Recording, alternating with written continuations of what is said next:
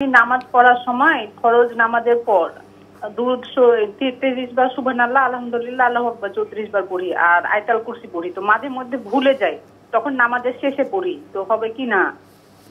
জি। আর আরেকটা প্রশ্ন হলো যে আমাদের নানার বাড়ি আত্মীয় স্বজন ঘুষের টাকায় অনেক বড় লোক সবাই, তো আমি যাই না, গেলেই মন খারাপ হয়ে যায়। আপনার বিলাসবহুল জীবন যাপন করে, তখন গেলেই মন খারাপ হয়ে যায়, আর না গেলেও ওরা খুব অপমান করে। এখন আমি যে সম্পর্ক রাখছি না, কি আমার পাপ হবে? ধন্যবাদ আপনাকে। আপনি খুবই গুরুত্বপূর্ণ দুটি প্রশ্ন করেছেন। নামাজ পড়ে আপনি বলছেন যে কিছু দরুদ দোয়া আজকার পড়েন, মাঝে মাঝে ভুলে যান, এতে কোনো সমস্যা হবে? না, সমস্যা কিছু নেই। ভুলে গেলে যদি ভুলে যান, আপনি পরে আদায় করে নেবেন। তবে সুন্নাহ হচ্ছে যেটা, সেটা হলো ফরজ সালাতের পরপরই আদায় করা। কিন্তু কেউ যদি ভুলে যান, তাহলে তিনি যদি পরে আদায় করে নেন, তাহলে তিনি হয়তো সুন্নাতের আমল না হলেও তিনি এর ফজিলত পাবেন। আর কি প্রশ্ন করেছেন, অনেক আত্মীয় স্বজন ঘুষ টুস খেয়ে অনেক বড় লোক, তাদের বাসায় যেতে ইচ্ছে হয় না, না গেলেও অনেক কথা শুনতে হয়, তো ওনাদের সাথে কি উনি সম্পর্ক বজায় রাখবেন? হ্যাঁ, আত্মীয়তার সম্পর্ক বজায় রাখবেন আপনি।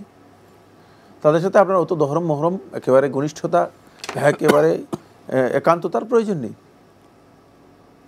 কিন্তু আত্মীয়তার সম্পর্ক, যেহেতু আত্মীয়তার সম্পর্ক যতটুকু দরকার ততটুকু বজায় রাখবেন। মানে খোঁজ খবর নেওয়া, মানে আসা যাওয়ার প্রয়োজন হলে আসা যাওয়া করা, যতটুকু বজায় রাখাটা আপনার জন্য মানে সঙ্গত, মানে এটা হচ্ছে বিল মারুফ হতে হবে। সঙ্গত পদ্ধতি যতটুকু আপনার জন্য বৈধ, মানে নিয়মতান্ত্রিকভাবে যতটুকু করতে পারেন ততটুকু করবেন, এর বাইরে না। এর বাইরে বেশি করার প্রয়োজন নেই। কিন্তু এখানে একটি কথা আপনি বলেছেন যে মানে তাদের সেখানে গেলে মন খারাপ হয়ে যায়, এর কারণ আপনি উল্লেখ করেন নাই। মন খারাপ হয়ে যায়, এর কারণ কি? সে কারণটা চিহ্নিত করতে হবে, কী কারণে মন খারাপ হয়ে যায়। মন খারাপ হয়ে যাওয়ার বিষয়গুলো মানে ভালো নয়, সেটা আপনাকে অবশ্যই চিহ্নিত করতে হবে যে কী কারণে আপনার মন খারাপ হয়ে যায়।